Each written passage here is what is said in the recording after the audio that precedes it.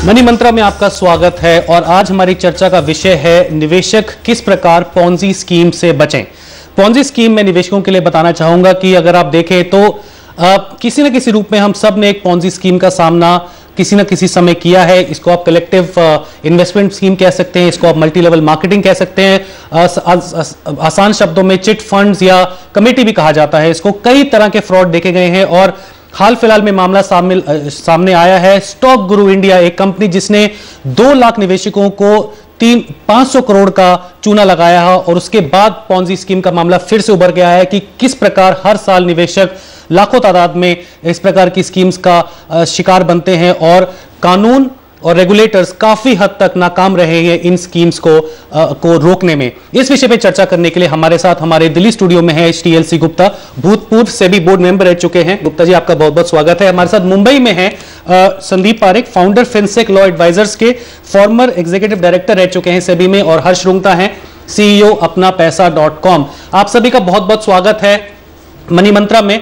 जैसा कि मैंने कहा कि चर्चा का विषय है पॉन्जी स्कीम या इस प्रकार के इन्वेस्टमेंट प्रोग्राम्स जो कि निवेशकों को चूना लगा सकते हैं और लगाते रहे हैं हर साल, लेकिन कानून व्यवस्था और रेगुलेटर्स काफी हद तक इसको कंट्रोल नहीं कर पाए हैं। हर्ष, पहले आपसे शुरू करते हैं। मैं आपसे जानना चाहूंगा ये क्यों होता है, निवेशक जो हैं क्यों इस प्रकार की स्कीम्स का शिकार बनते हैं, अपना लॉजिक नहीं लगा पाते हैं, शेयर मार्केट के रिटर्न्स को छोड़ के, बैंक FD के रिटर्न्स को छोड़ के और भी जो आम जनसाधारण की इन्वेस्टमेंट स्कीम्स हैं उनको छोड़ के क्यों इस प्रकार की स्कीम्स में पैसा लगाया जाता है? अगर एक शब्द में कहा जाए इसका कारण तो वो है लालच, ग्रीड, आई थिंक। और आप कोई भी मार्केट में देखिए, खैर हिंदुस्तान की बात नहीं करते हैं, कोई भी मार्केट में आप बात करिए, इवन एडवांस्ड मार्केट्स है, US है या और कोई यूरोपियन मार्केट्स हैं, पॉन्जी स्कीम्स जो हैं जिनको सो कॉल्ड पॉन्जी स्कीम्स कहते हैं, जो एक मिस्टर चार्ल्स पॉन्जी के नाम से फेमस हुई हैं, क्लियरली ये स्कीम सब जगह चलती है। अभी पिछले दिनों 2008 में हमने US में the biggest ever financial fraud देखा था बर्नी मैडॉफ का। तो ऐसा नहीं है कि डेवलप्ड इकोनॉमीज में, क्योंकि इंसान सब जगह एक हैं और जब तक इंसान है उनको लालच रहता है, और जब तक लालच है तब तक पॉन्जी स्कीम्स मेरे ख्याल से चलती रहेंगी। इसको रोक पाना बहुत मुश्किल है। हाँ, हालात ऐसे किए जा सकते हैं रेगुलेशन के द्वारा कि ये ज़्यादा पनपे नहीं, वो करने की कोशिश रेगुलेटर्स कर सकते हैं। और सबसे ज़्यादा जो रेगुलेटर्स कर सकते हैं वो ये है कि अगर वो पकड़ में जब आती है तो उसमें तुरंत एक्शन हो, जो कि developed, which is the difference कि बड़ी जो डेवलप्ड कंट्रीज़ हैं उनमें एक्शन हो जाता है तुरंत। हमारे यहाँ इतने स्कैम्स आ चुके हैं, इसके स्टॉक गुरु के पहले कितनी स्कीम्स आई हैं, स्पीक एशिया था, अनुभव प्लांटेशन, हजारों स्कीम्स आके, एमू की फार्मिंग होती थी, various multi level marketing firms हैं। क्लियरली बहुत कम ऐसा स्कीम्स या स्कैम्स में हुआ होगा कि कंज्यूमर्स को कुछ भी पैसा वापस मिला हो। तो आई थिंक अगर सिर्फ हम कारण की बात करें तो सबसे पहले फंसने का कारण लालच है, उसके बाद आदमी उसमें और ज़्यादा फंसते जाता है। गुप्ता जी, आपसे जानना चाहूंगा, आप सेबी का हिस्सा रह चुके हैं, रेगुलेटर का इस मामले में सोच क्या रही है रेगुलेटर? क्योंकि जैसा कि हर्ष ने कहा और काफी हद तक लोग मानते हैं कि रेगुलेटर काफी हद तक इसको कंट्रोल नहीं कर पाया है। हालांकि लॉज में बहुत प्राविधान किए गए, कानून में प्राविधान किए गए, लेकिन फिर भी काफी हद तक ये स्कीम्स पनपती रही हैं। देखिए, इसमें जैसे पॉन्जी स्कीम के नाम से तो लोग परिचित नहीं हैं इतना कि उसका मतलब क्या है। जैसे क्योंकि ये एक इटालियन ने स्टार्ट किया था और ये बहुत पुरानी बात है, तो धोखाधड़ी की बातें होती रहती हैं, लेकिन कि ये धोखाधड़ी है ये पहचान करना और इस नतीजे पर पहुंचना कि ये धोखाधड़ी है, इसमें मैं न फंसूं। कई बार आपके जान पहचान के लोग ही हैं, जैसे आपके पास आते हैं कि देखिए ये बहुत अच्छी स्कीम है, इसमें इतना पैसा लगा दीजिए और इसमें इतना रिटर्न मिल जाएगा, है? लेकिन ये नहीं देखा उन्होंने कि भाई ये रिटर्न किस तरह से आया है, किस तरह से, मतलब ये है कि ये उन्हीं का पैसा है जो कि उनको दिया जा रहा है दूसरे फॉर्म में, और ये मतलब एक प्रकार से लालच हो जाता है उनको कि भाई उनको मतलब है, उनके जान पहचान के लोग हैं जैसे मान लीजिए, तो उनका विश्वास हो जाता है कि भाई ये ले लें हम भी। तो देखेंगे आप कि जैसे पॉन्जी स्कीम कितने लोग समझते हैं, इस वर्ड को भी नहीं समझते हैं, ज्यादा जागरूकता नहीं है, हैं ज्यादा, हाँ मतलब बहुत कम लोग मैं समझता हूँ कि वो इस चीज को समझते हैं।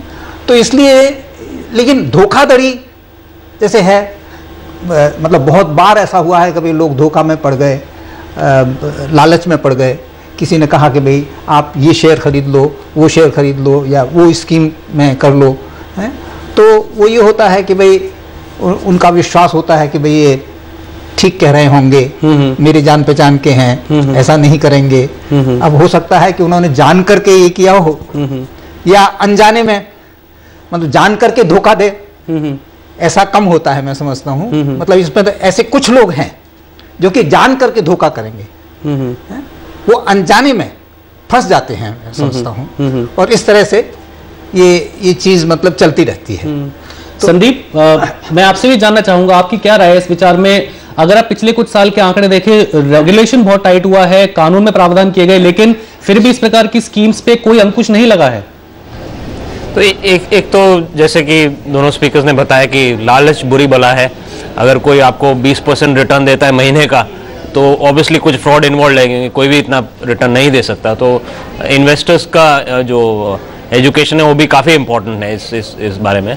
और दूसरा, इन्फोर्समेंट होना चाहिए, फटाफट कोऑर्डिनेशन होना चाहिए। सेबी है, सीआईडी है, सीबीआई है, इन्फोर्समेंट डायरेक्टरेट है, ये एक साल वेट कर रहे हैं कि आप पेपर्स भेजें, लेटर्स भेजें एक दूसरे को। ऐसे इन्फोर्समेंट नहीं होना चाहिए, इन्फोर्समेंट फास्ट होना चाहिए, अक्रॉस द टेबल बैठ के उनको कोऑर्डिनेट करना चाहिए। तो कई तरफ से इसको अटैक करना पड़ेगा इस टाइप के प्रॉब्लम, क्योंकि इसका ओरिजिन ग्रीड है, और वो उसको आप ह्यूमन नेचर में बिल्ट इन है। तो आप उसको, इन्वेस्टर को एजुकेट कर सकते हैं, और जो जिसने फ्रॉड किया है उसको आप पनिश कर सकते हैं।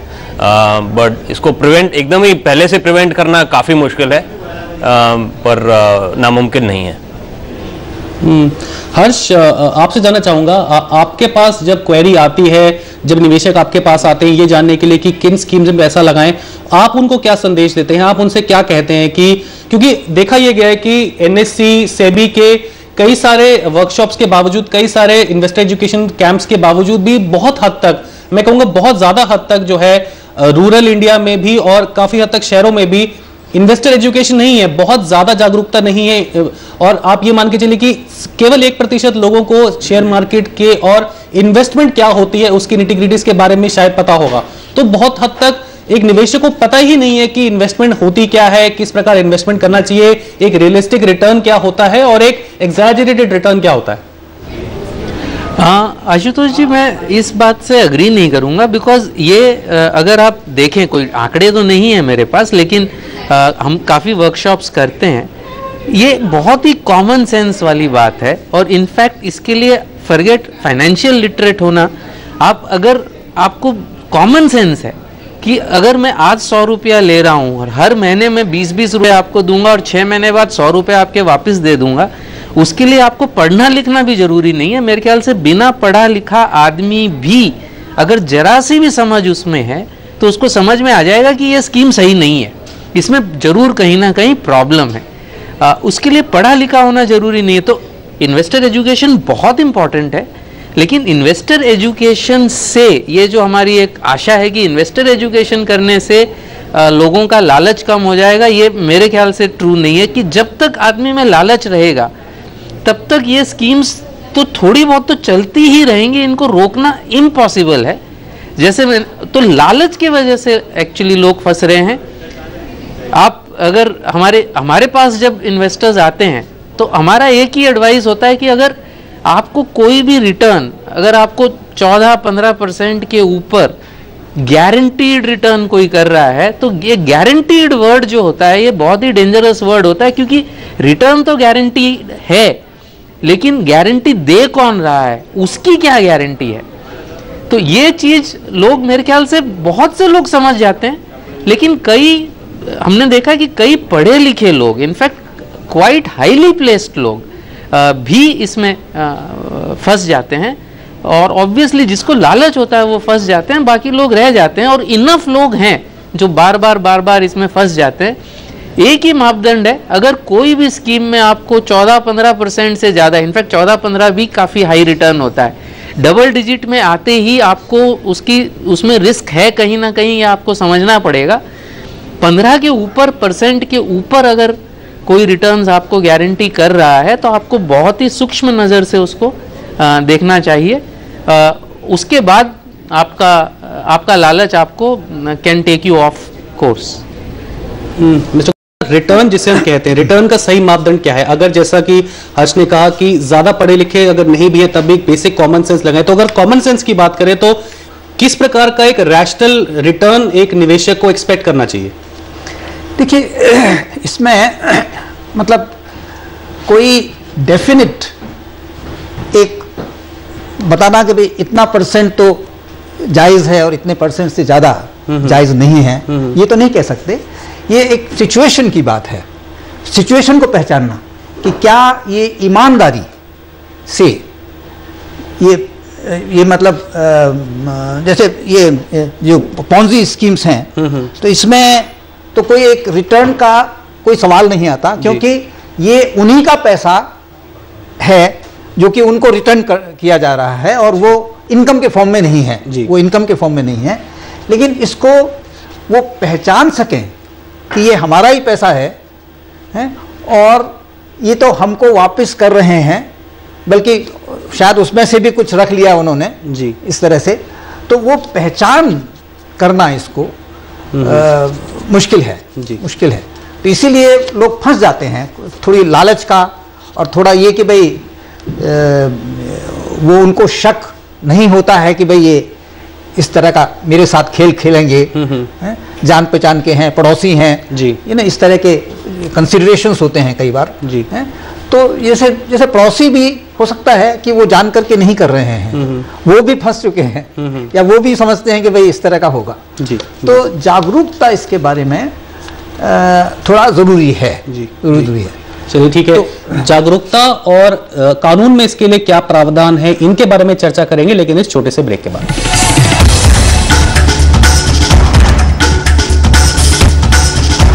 मनी मंत्रा में आपका स्वागत है। ब्रेक में जाने से पहले हम चर्चा कर रहे थे कि पॉन्जी स्कीम्स की वजह क्या है, क्या ये एक लालच है जो कि निवेशकों में है या इन्वेस्टर एजुकेशन की कमी है। अब हम चर्चा करते हैं इस विषय पे कि कानून में ऐसे क्या प्रावधान किए गए हैं जिससे कि इस प्रकार की स्कीम्स और इस प्रकार के जो फ्रॉड हम देखते हैं वो ना हो।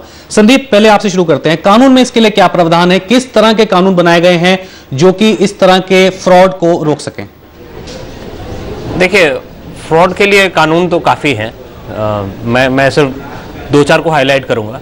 एक तो आपका इंडियन पीनल कोड ही है जो 150 साल से हमारा साथ दे रहा है, उसमें काफ़ी प्रोविजंस है चीटिंग फ्रॉड वगैरह के। उसके एडिशन में सेबी अपना स्पेशलाइज्ड रेगुलेटर है और उसमें कलेक्टिव इन्वेस्टमेंट स्कीम है, fraudulent and unfair trade practices का रेगुलेशन है। तो सेबी के अंडर भी काफ़ी कुछ है जिसके अंडर सेबी एक्शन ले सकता है। और बाकी हर एक रेगुलेटर के अंडर, जैसे बैंकिंग के अंदर कुछ है तो आरबीआई के रेगुलेशन वगैरह है, तो हर रेगुलेटर अपना पास करता है। सो लॉ की कोई भी कमी नहीं है कि आप कहें कि लॉ वीक है। प्रॉब्लम ये होता है कि जैसे कि आपने अभी ये स्टॉक गुरु में देखा, उसको इन्फोर्स करने के लिए जैसे कि सेबी है, अभी सेबी के पास पुलिस पावर्स तो है नहीं, तो किसी के पीछे तो भाग नहीं सकते हैं। तो उसमें जो रेगुलेटर्स और पुलिस और इन्वेस्टिगेटिंग एजेंसीज के बीच में जो गैप है, जो कोऑर्डिनेशन है, उसका कई लोग फ़ायदा उठाते हैं। और जैसे कि आइडेंटिटी चेंज कर रहे थे भाई साहब, 1.5 साल तक ऑन द रन थे, एक जगह डिफ्रॉड करके दूसरी जगह नया पासपोर्ट लेके फिर से अपना फ्रॉड कंटिन्यू कर रहे थे। तो एनफोर्समेंट में ज़रूर वीकनेस है, कोऑर्डिनेशन में ज़रूर वीकनेस है। लॉ में मेरे हिसाब से काफ़ी लॉज है जिनके अंडर आप इन तरीके के लोगों को पकड़ सकते हैं। और इन तरीके के लोगों को अगर जेन्युइन कुछ बिजनेस करना भी है, मान लीजिए पैसा इकट्ठा करना है कोई जेन्युइन काम के लिए, तो उनको रजिस्ट्रेशन कंपलसरी रहता है जनरली। तो आप रजिस्टर नहीं किया है आपने, मान लीजिए सेबी CIS के अंडर, तो उसका डायरेक्ट वायलेशन भी गिना जाता है। इवन अगर आप नॉन फ्रॉडुलेंट काम कर रहे हैं, आप जेन्युइन काम कर रहे हैं, फिर भी आपका एक टेक्निकल वायलेशन रहेगा अगर आप पैसा किसी से इकट्ठा करके इन्वेस्ट कर रहे हैं कहीं पे। संदीप, मैंने सवाल इसलिए उठाया क्योंकि अगर आप एक्ट्स और ऑर्डिनेंस की बात करें तो इस प्रकार की स्कीम 4 रेगुलेटर्स के अंदर आती है, और अगर मैं इनमें से किसी में गलत हूं तो आप मुझे करेक्ट कर सकते हैं। Ministry of corporate affairs, RBI, SEBI और स्टेट गवर्नमेंट्स, और multi level marketing companies, MLM companies की अगर आप बात करें तो उसमें कोई ज्यूरिसडिक्शन नहीं है, नीदर या ना तो सेबी का ना ही आरबीआई को। तो कहीं ना कहीं लूपहोल्स हैं जिनको कि एक्सप्लॉइट किया जाता है। सवाल यह है कि कानून में और किस प्रकार के चेंजेस की जाने चाहिए? क्या एक सुपर रेगुलेटर की जरूरत है जो कि collective investment scheme, multi level marketing और इस प्रकार के जो स्कीम्स होते हैं, चाहे वो चिट फंड्स कह लीजिए, उनके लिए अलग से रेगुलेटर की जरूरत है? नहीं, तो वो तो आइडियल सिनेरियो होगा कि सारे रेगुलेटर को यूनिफाई कर दीजिए एक रेगुलेटर में, पर उसके लिए अभी अपना हमारा पार्लियामेंट काफ़ी बिजी है, तो मुझे नहीं लगता कि कुछ उसमें होने वाला है अगले कई सालों के लिए। तो मेरे हिसाब से ये मल्टी लेवल मार्केटिंग स्कीम्स वगैरह उसका प्रोविजन है ऑलरेडी। आप देखेंगे जैसे सीआईएस सेबी का रेगुलेशन है, बहुत ही ब्रॉड है। किसी से भी आप पैसा इकट्ठा करके उनकी जब इन्वेस्टर का पैसा कहीं पे जोड़ के आप कहीं पे इन्वेस्ट करते हैं तो आपको रजिस्टर करना ही है। बहुत ही कम एग्जाम्पशन है उसमें। तो मेरे हिसाब से ऑलमोस्ट सारे इस टाइप की स्कीम उसके अंदर पड़ेंगे, और जो रजिस्टर नहीं करता उसके अगेंस्ट एक्शन लिया जा सकता है। तो मेरे हिसाब से है, गैप्स हैं, मैं मानता हूँ कुछ गैप्स है, पर इतने ज़्यादा नहीं है जो जैसे कि लोग समझते हैं कि बहुत ज़्यादा गैप्स है रेगुलेटर्स के बीच में, इसलिए उसको एनफोर्स करना काफ़ी मुश्किल है। पर ज़रूर कुछ गैप्स है, पर जितना समझते हैं लोग इतने गैप्स नहीं है। गुप्ता जी, अगर हम बोलिए। मैं एग्री करता हूँ इस बात से कि जैसे कुछ गैप्स हैं, लेकिन वो मतलब इस तरह के गैप्स हैं कि पहचान में नहीं आते। जब एक हादसा हो जाता है तब मालूम पड़ता है कि भाई हम फंस गए वहाँ पे। हाँ? लेकिन वो पहले से पता लगना कि भाई ये इस तरह से चीट करने वाला है मुझे, मतलब एक प्रिवेंटिव टाइप सिस्टम किस तरह से बन सकता है, ये ज़रा मुश्किल है।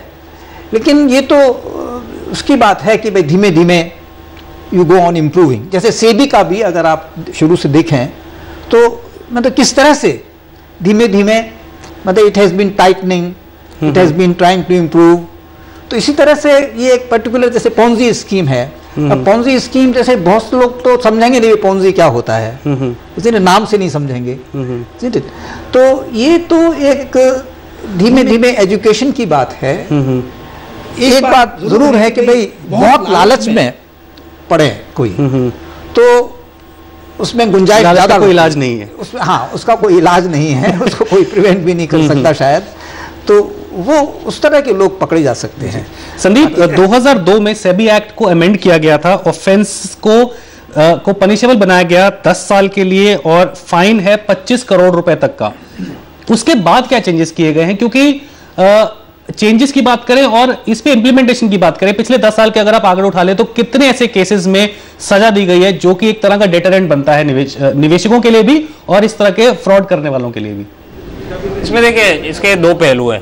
पहला कि सेबी फ्रॉडुलेंट ट्रेड्स वगैरह है, मेनली मार्केट मैनिपुलेशन के ज़्यादातर किस्से हैं। आईपीओ का जो बहुत बड़ा फ्रॉड था 2005-2004 का, उन सब में काफ़ी बड़े बड़े पेनल्टीज इम्पोज किए हैं। 100-150 करोड़ निकाल भी चुके हैं वायलेटर्स से। तो ऐसी बात नहीं है कि पेनल्टी इम्पोज नहीं होती। पर जैसे कि ये वाला केस है स्टॉक गुरु का जो है, इसमें आपको क्रिमिनल के पीछे भागना पड़ता है, और वो जो बहरूपिया है अपना फेस चेंज करता है, स्टेट चेंज करता है, पासपोर्ट चेंज करता है, इस टाइप के लोग को सभी नहीं पकड़ सकते। उसके लिए आपको पुलिस पावर चाहिए, आपको पीछे भागना पड़ेगा, आपको ट्रैक करना पड़ेगा। और जो प्रिवेंटिव चीज़ बताया गुप्ता साहब ने, वो भी इन प्लेस होना चाहिए। और सब कुछ सभी के हाथ में नहीं है। अगर आप एनफोर्समेंट की तरफ से देखें तो आपके व्यूअर्स के लिए एक छोटा सा किस्सा सुनाऊं चार्ल्स पॉन्जी का। 1919 में शुरू हुआ था ये, और बहुत कम पीरियड के लिए चला था उनका। दिसंबर 1919 से मिडल ऑफ 1920 तक सिर्फ 6 महीने तक इनका स्कीम चला था। और उनका जो पीक था जब चार्ल्स पॉन्जी का, उनके ऑफिस के बाहर 4 किलोमीटर लंबी लाइन लगी थी। लोग अपना लाइफ का सेविंग लेके, पैसा लेके उनको देने के लिए आए थे। तो हमको हर तरफ से इसको टैकल करना पड़ेगा। जो इन्वेस्टर का ग्रीड है उसको कंट्रोल में करना पड़ेगा इन्वेस्टर एजुकेशन के थ्रू, एनफोर्समेंट करना पड़ेगा। अपना जो क्रिमिनल सिस्टम, जस्टिस सिस्टम है बहुत ही वीक है, खास करके इकोनॉमिक ऑफेंसेस के लिए, उसको स्ट्रेंथन करना पड़ेगा। लोग इकोनॉमिक ऑफेंस करते हैं फिर भी जेल नहीं जाते हैं, तो ये 2-4 अलग अलग पहलू से इसको निपटाना पड़ेगा अगर आपको कंट्रोल में लाना है तो इसे। अगर आप कानून की बात करें और किस प्रकार निवेशकों ने अपने हाथ में मामला लिया, स्पीक एशिया की बात तो मैं बाद में करूंगा, पहले स्टॉक गुरु इंडिया की बात करें। उनके जो जिन लोगों को उन्होंने चूना लगाया था, उनके निवेशकों ने ही एक वेबसाइट बनाई और उन्होंने उस वेबसाइट पे ही बहुत सारे लोगों को इनवाइट किया। स्टॉक गुरु victims.com करके वेबसाइट उन्होंने बनाई और जिसपे कि उन्होंने लोगों को आमंत्रित किया और उन्होंने एक कैंपेन चलाया और फाइनली वो सक्सीड हुए। और आज जैसा कि आप देख रहे हैं कि दोनों ही जो प्रमोटर थे उस कंपनी के, जिसमें नागपुर रेजिडेंट उल्हास प्रभाकर खेरे और उनकी वाइफ रक्षा, दोनों ही इस समय कानून की हिरासत में। गुप्ता जी, आपसे जानना चाहूंगा कि कई समय हमने ये देखा है कि कानून में प्रावधान है लेकिन फिर भी छूट जाते हैं, फ्रॉडस्टर जो है वो छूट जाते हैं। तो क्या निवेशकों को अपने हाथ में मामला लेना चाहिए? इस पे मैं आपकी राय भी लूंगा और हर्ष की राय भी लूंगा। पहले आप बताइए। देखिए, कानून तो अपना काम करता है। अब यह है कि आप कहेंगे कि भाई कानून वीक है वो, तो वीकनेस तो आइडेंटिफाई की जा सकती है कि भाई ये इसलिए हुआ है, और उसके बाद फिर वो अमेंड किया जाता है।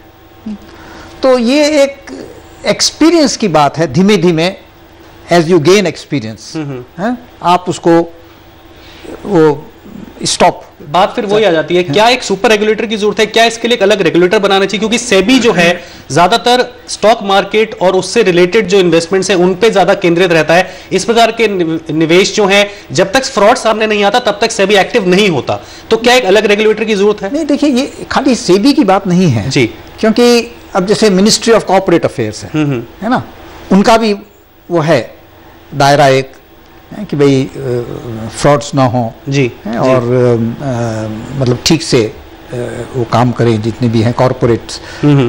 तो जो corporate ministry of corporate affairs है उसका भी मतलब एक दायरा है और वो करती है अपनी तरफ से। उन्होंने जैसे रिपोर्ट बनाई है, मैं कुछ इन्वॉल्व था कुछ उसमें जैसे करने में, तो ये मतलब प्रोग्रेस तो हुई है, ऐसा नहीं कह सकते हम प्रोग्रेस नहीं हुई है जी। लेकिन ये है कि भाई आप कहेंगे भाई बिल्कुल परफेक्ट नहीं है, this is true, but perhaps एक परफेक्शन अचीव करना हर तरह से, ये मैं समझता हूँ इम्पॉसिबल है। हर्ष, मतलब आपकी क्या राय है इस विषय में? क्या रेगुलेटर इस विषय में कामयाब हुआ है या एक अलग से रेगुलेटर की जरूरत है? खैर, मेरे ख्याल से सेबी ने बहुत अच्छा काम अभी तक किया है, तो ये कोई रेगुलेटर की इशू नहीं है। मेरे ख्याल से कोई सुपर रेगुलेटर लाने से ये प्रॉब्लम सॉल्व हो जाएगी ऐसे मुझे नहीं लगता है। बिकॉज मिसिंग क्या है? मिसिंग ये है कि हम वेट करते हैं जब तक ये फ्रॉड्स तो ऐसे होंगे ही, एडवांस्ड मार्केट्स में भी फ्रॉड होते हैं और बरसों तक चलते हैं। तो फ्रॉड्स एकदम कंप्लीटली प्रिवेंट करना, चाहे सुपर रेगुलेटर हो चाहे कोई भी हो, बड़ा मुश्किल है। हाँ, किया क्या जा सकता है कि जैसे ही पहले साइंस आते हैं, और पहले साइंस आज के ज़माने में सोशल मीडिया इतना पावरफुल है कि पहले साइंस आपको जल्दी मिलेंगे। तो एक सर्वेलेंस इन्वेस्टिगेशन, चाहे कोई रेगुलेटर हो, चाहे सेबी हो चाहे सुपर रेगुलेटर हो, कोई हो, जब पहले साइंस आते हैं तो स्पीड ऑफ एक्शन की वजह से अगर उसको प्रॉब्लम को कंटेन कर लें, हम वेट ना करें कि वो 1000 करोड़ की प्रॉब्लम हो जाए, अगर उस प्रॉब्लम को हम 10 करोड़ 15 करोड़, मतलब जितने कम लोग अफेक्ट होंगे उतना कम इंसेंटिव है किसी को ये नई स्कीम चालू करने का। तो आई थिंक सर्वेलेंस है, इन्वेस्टिगेशन है and focus on return of money. I think ऐसी, मेरे ख्याल से मेरी, अगर कोई फाइन्स लिए भी हैं तो वो ऑलरेडी इस्टेब्लिश्ड कंपनीज से लिए हैं, जो स्कैमस्टर्स हैं, जिन्होंने स्कैम्स करे हैं, उससे कोई पैसा रिकवर करके कोई इन्वेस्टर्स को वापस मिल गया हो, ऐसा मुझे तो कोई एग्जाम्पल ध्यान नहीं आता। तो मेरे ख्याल से जो फोकस है कि एक उसको पहले तो उसको सर्वेलेंस आप रखिए कि कोई भी प्रॉब्लम जरा सी भी छोटी सी भी अगर पता चलती और उसको पता करने के लिए मशीनरी होनी चाहिए तो उस पर एक्शन तुरंत हो and the focus is on recovery. जैसे बर्नी मैडॉफ का इतना बड़ा स्कैंडल और इतनी बड़ी स्कीम पकड़ी गई, फ्रॉड पकड़ा गया यूएस में 2008 में, विद इन आज 2012 है और ये ऑलरेडी 2 साल में उसको 100 साल से ज़्यादा का पनिशमेंट हो गया। 18 billion out of the 30 billion जो फ्रॉड का एस्टिमेट था, 18 बिलियन उन्होंने रिकवर कर लिया और शायद कंज्यूमर्स को मिला भी होगा, वो मुझे नहीं पता, लेकिन 18 बिलियन वाज रिकवर्ड। तो ये जो फोकस है कि पैसा रिकवर होके इन्वेस्टर्स को वापस मिल जाए और सर्वेलेंस अच्छा हो, आई थिंक ये 2 चीज का फोकस होना चाहिए। रेगुलेटर चाहे सेबी हो चाहे सुपर रेगुलेटर हो, कोई भी हो, I think the thing is this requires focus. चलिए ठीक है, इस विषय पे और चर्चा करेंगे। ये भी बात करेंगे कि एक साधारण निवेशक के लिए एक पॉन्जी स्कीम को पहचानना और पकड़ना कितना आसान है, और अगर नहीं है आसान तो किस प्रकार इन पॉन्जी स्कीम को आइडेंटिफाई कर सकते हैं और इनसे बचें, ये हम चर्चा करेंगे इस छोटे से ब्रेक के बाद।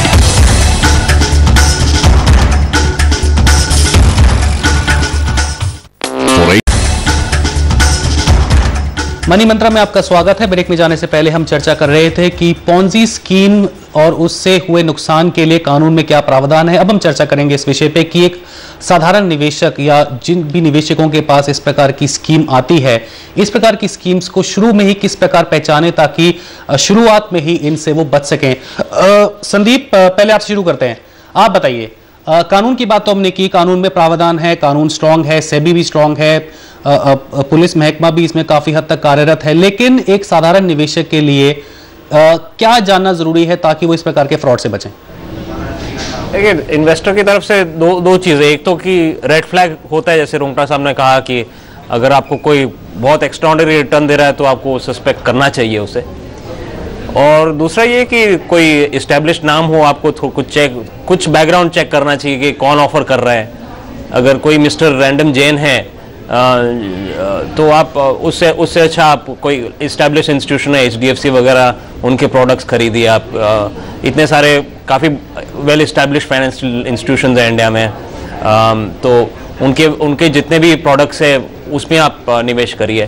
तो आपको कहीं भी अगर कोई इंडिविजुअल आपसे पैसा मांग रहा है तो आपको उसमें, और जो चेक है आप किसी रैंडम नाम में जा रहा है तो आपको सस्पेक्ट इमीडिएटली करना चाहिए कि ये कौन है भाई, मिस्टर जैन के नाम पे चेक मैं क्यों दे रहा हूँ। HDFC के सिवाय यहाँ लार्ज इंस्टीट्यूशन है, म्यूचुअल फंड है, PMS है, काफ़ी सारे प्रोडक्ट्स, फाइनेंशियल प्रोडक्ट्स है जो एस्टैब्लिश इंस्टीट्यूशंस ऑफर कर रहे हैं। तो उनके बाहर आप जाएंगे तो आपको ऑटोमेटिकली आपको रेड फ्लैग होना चाहिए कि आपको सस्पेक्ट करना चाहिए कि कुछ गड़बड़ है, और अगर उसमें ज़्यादा रिटर्न मिल रहा है तो और ज़्यादा आपको अलर्ट हो जाना चाहिए।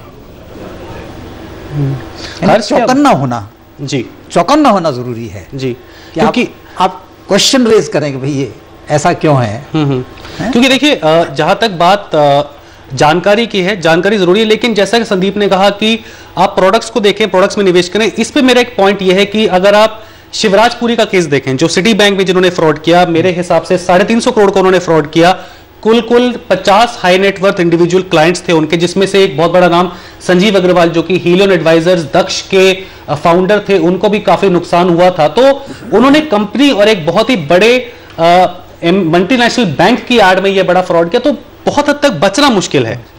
तो हर्ष, मैं आपसे जानना चाहूंगा, अगर इस प्रकार के भी निवेश की अगर कोई गारंटी देता है, और इस केस में तो शिवराजपुरी थे, सिटी बैंक के एम्प्लॉय थे, रिलेशनशिप मैनेजर थे, 350 करोड़ का उन्होंने घोटाला किया, संजीव अग्रवाल जैसे नामी गिरामी निवेशक भी उसमें फंस गए, तो मुश्किल है इस प्रकार के स्कीम से बचना। तो आपसे जानना चाहूंगा कि किन किन बातों पे गौर करना चाहिए एक निवेशक को इस तरह की स्कीम्स में या इस तरह के वायदों में फंसने से पहले? नहीं, ये आपने सही कहा, लेकिन जो शिवराजपुरी वाला जो स्कैम था वो अलग किस्म का स्कैम था।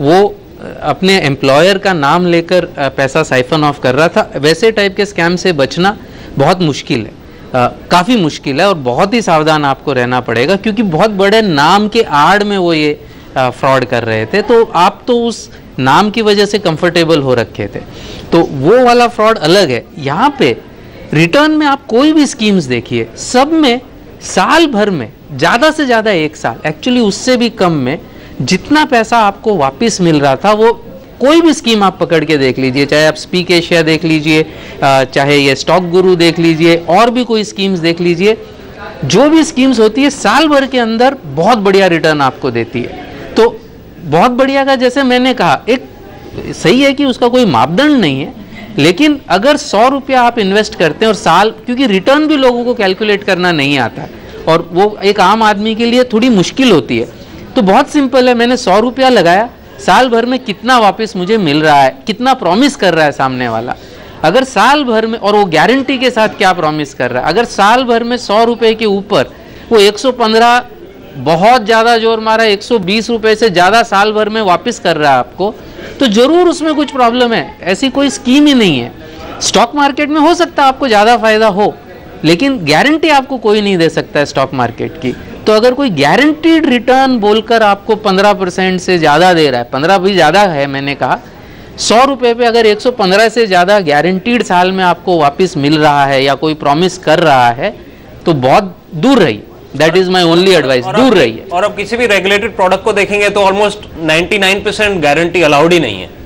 आप 5% भी गारंटी नहीं कर सकते मोस्ट प्रोडक्ट्स में, अनलेस आप गवर्नमेंट सिक्योरिटीज में इन्वेस्ट कर रहे हैं और आप होल्ड करते हैं उसको, तो आपको कुछ गारंटी होता है 5-6% का। बट मोस्ट रेगुलेटर्स, ज़्यादातर रेगुलेटर्स अलाउ नहीं करते कोई भी गारंटी।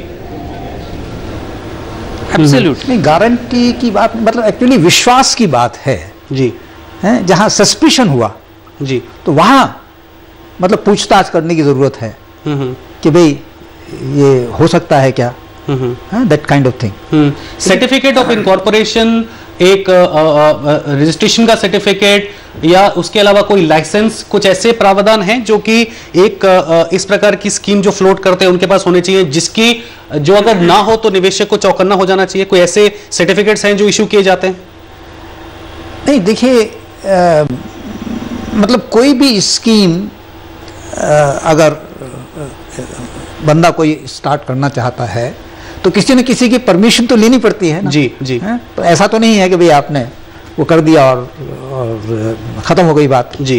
तो किसी न किसी की परमिशन तो लेनी पड़ती है, तो इसलिए एक मतलब चेक तो है। जी, चेक तो है, और मैं समझता हूँ कि बहुत हद तक कुछ चेक काम करते हैं। ये कुछ ही मतलब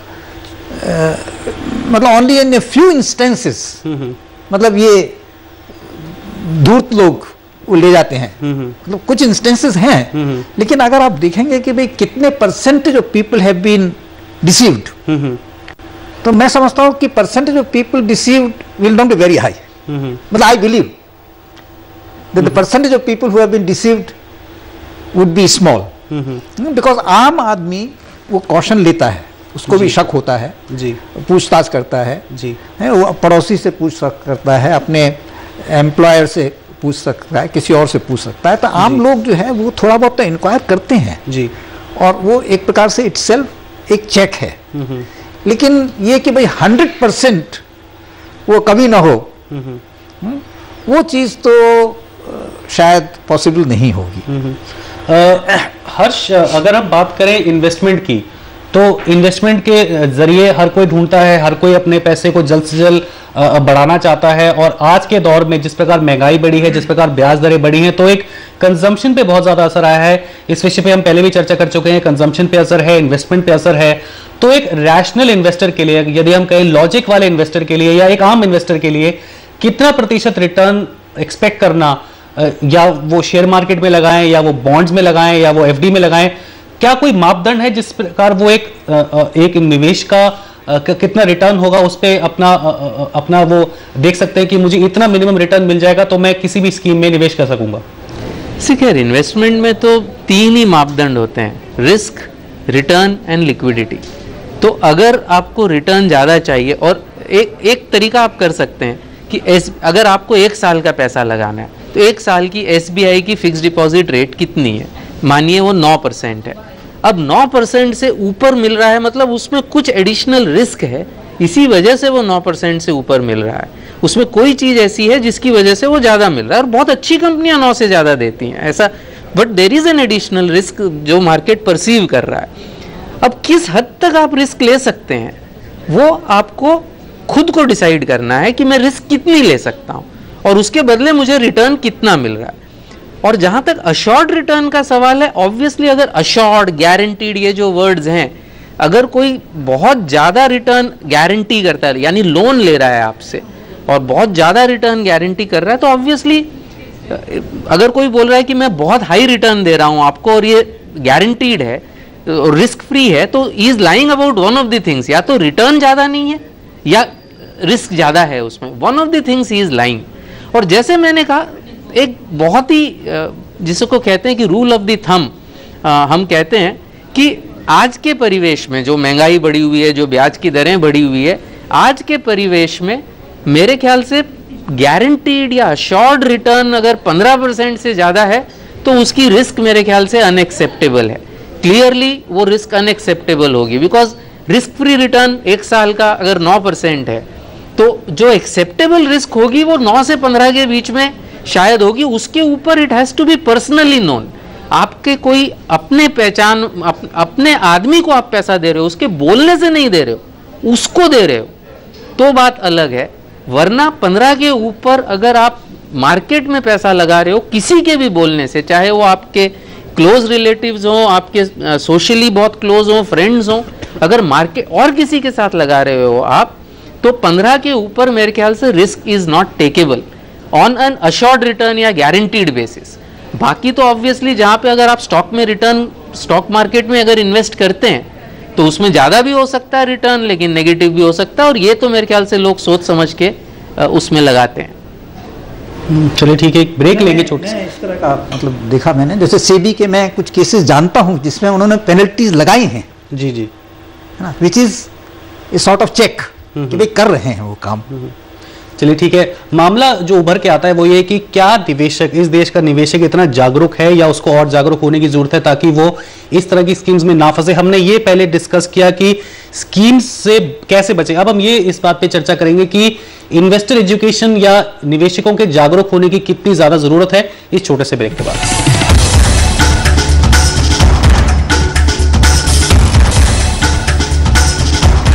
मनी मंत्रा में आपका स्वागत है। ब्रेक में जाने से पहले हम चर्चा कर रहे थे इस विषय पे कि पॉन्जी स्कीम को पहले ही चरण में किस प्रकार आप आइडेंटिफाई कर सकते हैं ताकि आपको घाटा ना खाना पड़े। अब हम चर्चा करेंगे इस विषय में कि किस प्रकार की इन्वेस्टर एजुकेशन की जरूरत है, क्या निवेशकों को और ज्यादा जागरूक होना चाहिए इस विषय में। संदीप, आप बताइए किस प्रकार के निवेशकों को जागरूकता की जरूरत है। एनएससी है और बहुत सारी और एजेंसीज हैं जो कि इन्वेस्टर कैंप्स लगाते हैं समय समय पर, लेकिन उसके बावजूद भी काफी हद तक निवेशक फिर भी पूरी तरह नहीं समझ पाते हैं कि निवेश क्या है, निवेश में किस प्रकार के जोखिम होते हैं और एक रैशनल रिटर्न, जो कि हर्ष ने कहा रैशनल रिटर्न क्या होता है, वो नहीं समझ पाते हैं। तो आप बताइए किस प्रकार की जागरूकता की जरूरत है इस समय। नहीं तो ये जैसे कि आपने बताया, एक्सचेंजेस वगैरह कैंप्स करते हैं, म्यूचुअल फंड्स कैंप करते हैं, तो अगर आप पर कुछ तो इन्वेस्टर को भी थोड़ा सा एफर्ट लेना पड़ेगा कि आप समझना पड़ेगा कि आप किसी को, कोई एकदम रैंडम आदमी को आप अपना पूरा लाइफ का सेविंग दे रहे हैं, उसके पहले आप बिल्कुल समझे बिना आप पैसा दे देंगे तो ना सिर्फ एजुकेशन, क्योंकि आप देखिए ये वाला जो अभी स्टॉक गुरु का स्कैम है, काफ़ी ज़्यादातर लोग मैं समझता हूँ कि एजुकेटेड लोग हैं, स्कूलिंग है, कॉलेज एजुकेशन है, तो मुझे नहीं लगता कि सिर्फ स्कूलिंग से या कॉलेज से आपको कुछ इम्यूनिटी मिलता है। आपको कुछ थोड़ा सा कॉमन सेंस, थोड़ा सा आपको खुद को एफर्ट लगाना पड़ेगा कि किस टाइप के इन्वेस्टमेंट प्रोडक्ट्स है। और मैं तो कहूँगा कि बड़े बड़े नाम के साथ जुड़े रहें।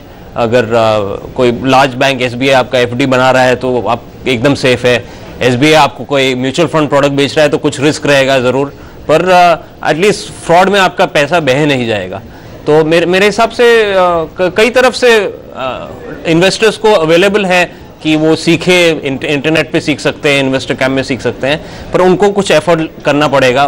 अपने बेडरूम में बैठ के उनको कोई बताने नहीं आएगा कि कैसे पैसे इन्वेस्ट करने हैं। बिल्कुल सही कहा आपने। हर्ष, आपकी राय जानना चाहूँगा। देखा ये गया है कि जिस प्रकार का रिटर्न शेयर मार्केट दे रही है और देती रही है पिछले कुछ सालों से, कुछ बहुत ज़्यादा मुनाफा नहीं कमा पाए हैं निवेशक। तो इस सिचुएशन में वो ढूंढते हैं इस प्रकार के निवेश के तरीके जिससे उनका पैसा बहुत जल्दी मल्टीप्लाई हो सके। एफडी में इस तरह का कोई प्रावधान नहीं है, 9 से 8% का रिटर्न मिलता है और जो कि बहुत ज़्यादा निवेशकों के लिए लुक्रेटिव नहीं है। टैक्स, उसका एक टैक्स इंप्लीकेशन भी है। उसके अलावा अगर आप देखें तो बहुत ही एक साधारण इंसान के लिए एफडी से ज़्यादा लुक्रेटिव या तो एनएससी है या वो गवर्नमेंट ऑफ इंडिया के लॉन्ग टर्म डेट में पैसा लगाते हैं और तरीकों से, तो और ज़्यादा तरीकों की खोज में वो शायद कई बार उनको घाटा खाना पड़ता है। आपके हिसाब से क्या करना चाहिए निवेशकों के नजरिए से, ना कि रेगुलेटर के नजरिए से, जिससे वो इस प्रकार के फ्रॉड से बच सके? खैर मेरे ख्याल से जहाँ तक निवेशकों का सवाल है, इसमें दो किस्म के निवेशक होते हैं मेरे ख्याल से। 100 में से, जैसे गुप्ता जी ने पहले भी कहा, 100 में से मेरे ख्याल से 95 लोग इस, चाहे रेगुलेशन हो या नहीं हो, 100 में से 95 लोग इसमें नहीं फंसेंगे। इसमें फंसने वाले वो 5% लोग हैं जो, जैसा आपने कहा, they are looking for extra returns. तो इंग्लिश में कहावत है too good to be true, कि अगर कोई चीज़ इतनी अच्छी लग रही है कि वो सही हो नहीं सकती, तो अगर वो मिल रही है तो वो सही नहीं है। तो मतलब क्लियरली ये इन्वेस्टर एजुकेशन से प्रॉब्लम नहीं सॉल्व होगी। इनफैक्ट इवन जो बैकग्राउंड चेक्स है, अब तो बड़ी बड़ी इंस्टीट्यूशंस की बात अलग है, बट हमने कई स्कीम्स पहले देखी हैं जहाँ पे कोई बहुत बड़ा क्रिकेटर उसके साथ, उस कंपनी के साथ इन्वॉल्व हो, कोई बहुत बड़ी फिल्म हस्ती इन्वॉल्व हो, लेकिन कोई फिल्म हस्ती बोल रही है, कोई क्रिकेटर बोल रहा है, इससे वो स्कीम अच्छी नहीं हो जाती, इससे वो गारंटी पूरी नहीं हो जाती, वो कोई पर्सनली गारंटी नहीं कर रहे हैं। तो क्लियरली मेरे ख्याल से लोगों, रिटर्न अगर आप ज़्यादा चाहेंगे, ये एक इकोनॉमिक प्रिंसिपल है कि रिटर्न इज इन लिंक्ड है रिस्क से, और जब तक इन्वेस्टर ये नहीं समझेगा कि बिना ज़्यादा रिस्क लिए मुझे अच्छा रिटर्न नहीं मिल सकता, और कहीं अगर बहुत ज़्यादा अच्छा रिटर्न मिल रहा है तो उसके अंदर बहुत बड़ी रिस्क है, ये एक इन्वेस्टर एजुकेशन से सॉल्व किया जा सकता है टू सम एक्सटेंट। बाकी beyond that really it's a, because इसकी बात आप छोड़िए, आज लॉटरी स्कैम्स में कितने लोग फंस जाते हैं, वो तो एकदम क्लियर स्कैम है, मतलब उसमें तो कोई रिटर्न का भी सवाल नहीं उठता, एकदम बेवकूफ़ बना रहे हैं, उसमें भी लोग फंस जाते हैं और अच्छे अच्छे लोग फंस जाते हैं। तो बियॉन्ड अ पॉइंट लालच, आपके अपने लालच से आपको कोई नहीं बचा सकता। ये जरूर है कि जो 100 में से आज 95 नहीं फंस रहे हैं, उसको हम 97-98 करने की कोशिश करें। जो 1% 2% है, वो तो उनको बचाना बहुत ही मुश्किल है। उनके लिए रेगुलेटर का ये उपाय होना चाहिए कि किस तरीके से इसको बड़ा ना होने दें। बाकी ये 2-3% के जो कम करने का सवाल है, ये इन्वेस्टर एजुकेशन से कुछ हद तक सॉल्व होने की संभावना है। गुप्ता जी आप देखिए, इसमें वास्तविकता ये है कि इन्वेस्टर एजुकेशन जो प्रोग्राम्स होते हैं, मतलब मैंने कुछ देखे हैं, बहुत ही एलिमेंट्री होते हैं। अगर एक्चुअली इन्वेस्टर वो करने लगे तो उसको बहुत ध्यान से वो करना पड़ेगा, क्योंकि ये जो प्रोग्राम्स होते हैं सेबी के अंडर में या मिनिस्ट्री ऑफ कॉर्पोरेट अफेयर्स के अंडर में, बहुत ही एलिमेंट्री होते हैं, और वो इस दर्जे के नहीं होते कि वो फ्रॉड को प्रिवेंट करेंगे, बहुत ही एलिमेंट्री होते हैं, उनको बिल्कुल एलिमेंट्री टर्म्स, एलिमेंट्री तो ये जो इन्वेस्टर एजुकेशन प्रोग्राम्स की हम बात करते हैं, तो ये उसका विधान नहीं है, मैं समझता हूँ उसका। तो आप बताइए क्या क्या सोल्यूशन नहीं, तो उसका वही है कि इसका सॉल्यूशन ये है कि भाई इन्वेस्टर का ध्यान जो है, जैसे मैंने कहा ना, वो बहुत एलिमेंट्री होता है। अब उसको कैसे सिखाया जाए? आप पूरी तरह उसको उंगली पकड़ के तो वो बताएंगे नहीं जी, इतनी बारीक चीज़ें और इतने डिटेल में। अच्छा, फिर वो इन्वेस्टर एजुकेशन प्रोग्राम्स में सब तरह के लोग होते हैं, सब तरह के क्वेश्चंस होते हैं, तो वो जो है वो एक्चुअली सॉल्व नहीं करता वो प्रॉब्लम को। क्या एक एग्जाम्पल बनाना चाहिए कानून को इस तरह के फ्रॉडस्टर्स का, ताकि बाकियों को डर हो कि इस प्रकार का स्कैम करने से हमें ये सब इस तरह की सजा का सामना करना पड़ सकता है? हाँ, डर तो होना चाहिए। मतलब डर, मैं समझता हूँ आपके ये जो पॉइंट है कि उसको डर होना चाहिए, कोई धोखाधड़ी करे, कुछ करे तो उसको सजा मिलेगी। जी। और मैंने कुछ केसेस में देखा है, जैसे सेबी ने पनिश किया है जी, मैंने देखा है कि वो किया है जी, उनको उन्होंने पकड़ में आ गए तो वो करती है, लेकिन किस हद तक करती है और वो 100% वो सक्सेसफुल होता है कि नहीं होता है, ये कहना मुश्किल है। लेकिन they are doing the only thing is कि वो और इफेक्टिव हो सकता है क्या, लेकिन ये होना कि भाई 100% वो हो जाएगा, जी जी जी, वो तो। संदीप, क्या सजा इतनी कड़ी होनी चाहिए कि इस प्रकार के फ्रॉड ना हो? एक प्रकार का एग्जाम्पल सेट करना चाहिए क्या? ये एक इसका रीजन हो सकता है जिससे कि इस प्रकार के फ्रॉड ना हो? जैसे कि हमने देखा जो स्टॉक गुरु स्कैम में जो पकड़े गए हैं हस्बैंड और वाइफ, क्या आप ये मानते हैं कि बहुत ही सख्त सजा देनी चाहिए जिससे कि इससे फ्रॉड ना हो आगे जाकर? बिल्कुल बिल्कुल सख्त सजा होनी चाहिए। इसके दो पहलू हैं, एक फाइनेंशियल और दूसरा क्रिमिनल, कि जेल में जाए आदमी। तो जो फाइनेंशियल आप देखेंगे उसमें सेबी जैसे कि काफ़ी इफेक्टिव रहा है। आप IPO स्कैम देखिए अर्ली 2000s का, तो उसमें 100-125 करोड़ वो कलेक्ट कर चुके, क्योंकि वो स्टॉक एक्सचेंज में हुआ था, वो सेबी फ्रीज कर पाया अमाउंट्स को। तो करीब 100% रिकवरी रहा था उस स्कैम में। बट अब जैसे ही अब जेल की बात करते हैं उसमें दिक्कत आती है, क्योंकि अपना जो क्रिमिनल जस्टिस सिस्टम है वो इकोनॉमिक ऑफेंस को सीरियसली नहीं लेता है। आप खून करें तो आप जेल जाएंगे लाइफ के लिए, पर अगर आप किसी से चोरी करें, 1000 करोड़ भी चोरी करें, तो क्रिमिनल कोर्ट्स उसको इतना सीरियसली नहीं लेती है। जैसे कि अब प्लांटेशन स्कीम्स में आप देखिए, कन्विक्शंस है उसके बाद भी लोग जेल में नहीं गए कि आपने फ्रॉड किया है, आपने पैसा लिया है टीक प्लांटेशन वगैरह का, तो उनको जेल सेंटेंस नहीं हुआ है। तो मेरे हिसाब से कुछ रिफॉर्म्स क्रिमिनल जस्टिस सिस्टम में भी होने चाहिए। एब्सोल्युटली। हर्ष, क्या कड़ी सजा ही एक इसका समाधान है? एक समाधान कहना तो मुश्किल है, बट 3-4-5 चीजें जो करनी है उसमें एक चीज ये भी जरूरी है कि जो पकड़े जाते हैं, जैसे अगेन एग्जाम्पल लीजिए कि अगर प्रिवेंट हम सारे नहीं कर सकते, यूएस में मैडॉफ को पकड़ा, 117 साल की सजा है। वो 70 साल के वो थे ऑलरेडी जब पकड़े थे, तो वो अब जिंदगी में कभी खुली हवा में सांस नहीं ले पाएंगे। तो क्लियरली ये जो एक मैसेज जाता है कि अगर आप फ्रॉड करेंगे तो उसका भुगतान आपको करना पड़ेगा। पैसा भी उनका वापस ले लिया सारा जितना था, और सजा भी हो गई। तो ये एक बहुत इम्पॉर्टेंट स्तंभ है ये सारी चीज़ों को कम करने के लिए। प्रिवेंट करना तो बहुत मुश्किल है, कम करने के लिए ये एक पिलर है जो बहुत ज़रूरी है। जो संदीप ने कहा कि क्रिमिनल सिस्टम इसको सीरियसली नहीं लेता, ऑब्वियसली क्रिमिनल सिस्टम में अनफॉर्चुनेटली इंडिया में इवन मर्डर को भी सीरियसली इतना ज़्यादा शायद नहीं लिया जाता। तो ये तो इकोनॉमिक ऑफेंसेस हैं। तो क्लियरली वो जो एक ओवरऑल इंफ्रास्ट्रक्चर है वो भी नहीं सुधरेगा जब तक ये एक और पिलर कैसे बनेगा। आप सभी का बहुत बहुत शुक्रिया हमारे साथ इस चर्चा में शामिल होने का। तो संक्षेप में कहें तो कानून में भी प्रावधान होने चाहिए, इन्वेस्टर एजुकेशन की भी बहुत ज़्यादा ज़रूरत है, लेकिन देखा जाए तो एक सही रिटर्न का मापदंड क्या है, रिस्क क्या है, जोखिम जिसे कहते हैं वो क्या है, एक निवेशक को समझना पड़ेगा, नहीं तो उनके साथ इस प्रकार के फ्रॉड और स्कैम होते रहेंगे। संदीप, हर्ष और मिस्टर गुप्ता, आप सभी का बहुत बहुत स्वागत। आप हमारे साथ हमारे स्टूडियो में आए, इस विषय पे आपने हमारे साथ चर्चा की, बहुत बहुत धन्यवाद आप सबका। मनी मंत्रा पे फिलहाल इतना ही।